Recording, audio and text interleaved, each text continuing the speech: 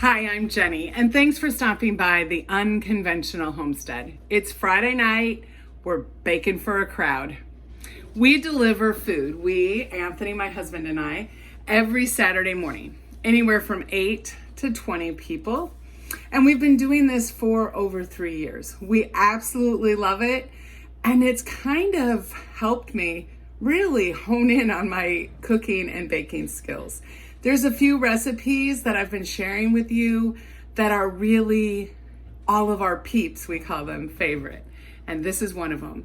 Tonight, I'm making beer bread. It's easy, it's delicious, and you can't really go wrong. And those are the recipes that you want to print out and you want to have with you so that you can really just whip it up very quickly.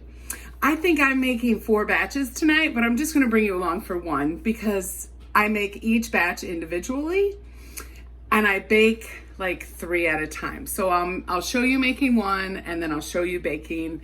And I, of course, will include the recipe. This is not mine, but I'll tell you what, it needs to be in your repertoire.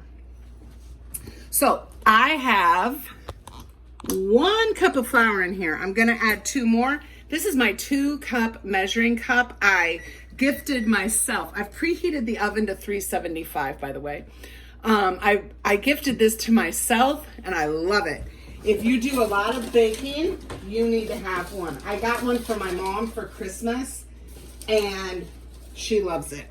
And she bakes a lot more than me. What you'll notice is I don't worry about leveling it off. This recipe, close enough, is good enough. Okay, I put in 2 tablespoons of sugar. It says you can do 2 to 4. I've never done more. 1 teaspoon of salt. You do not want to forget that salt.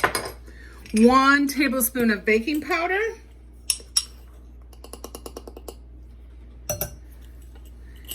And it wouldn't be Iowa if we didn't have Bud Light. Cheapest beer you can find. My cousin is part owner in a brewery, and I have made it with his beer, and people love it, but you don't have to. You can use the cheapest beer. Coors Light, Bud Light, whatever. And then I use my Danish whisk and I just incorporate it. It is going to be sticky, but that's okay. I have never made this recipe all as 1 loaf. This is 1 loaf you could put in a regular bread pan. I've always made it in smaller pans. I get 3 to 4 loaves out of this. For tonight, just for how many pans I have, I need to look and get a few more pans. I've had to throw some away because they're rusted and that type of thing. And so I think it's just going to be easier to divide it into 3 because I have 9 pans. So I'll be making quite a few batches, but that's okay.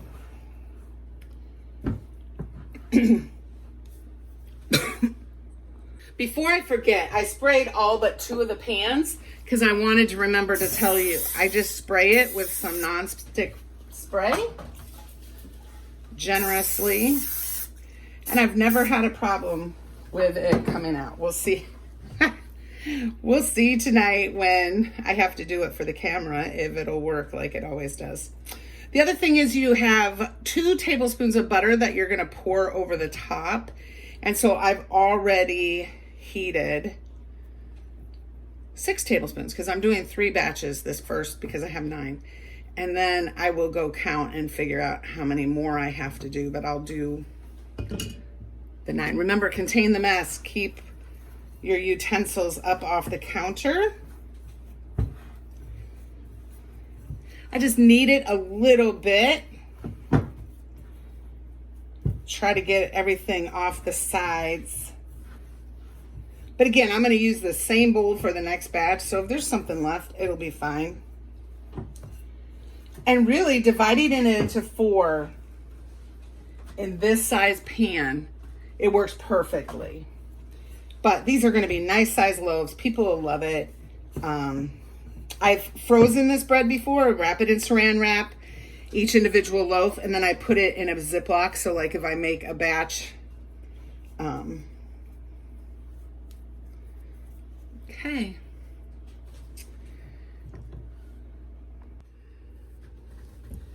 So just like this, and I don't even worry about it. It's gonna be a rustic loaf of bread.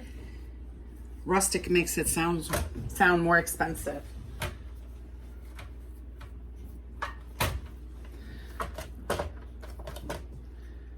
And then I just pour a little bit of butter over the top. Again, I don't worry about it. It's always tasted good. I do just try to get it spread so it reaches each corner and looks like a loaf of bread. But other than that, we leave it rustic. So I have 9 loaves ready to go in. They bake for 35 minutes. I'll put it at about 20 to check it, and I might rotate the pans. I do have dough for 2 more loaves over here that I've covered with a towel so that it doesn't dry out while we're waiting for the pans to get done. So I'll bring you back. It's been 20 minutes. Let's take a look at our beer bread. Woo, we're fogging up. Oh, it looks gorgeous. I'm just gonna rotate it.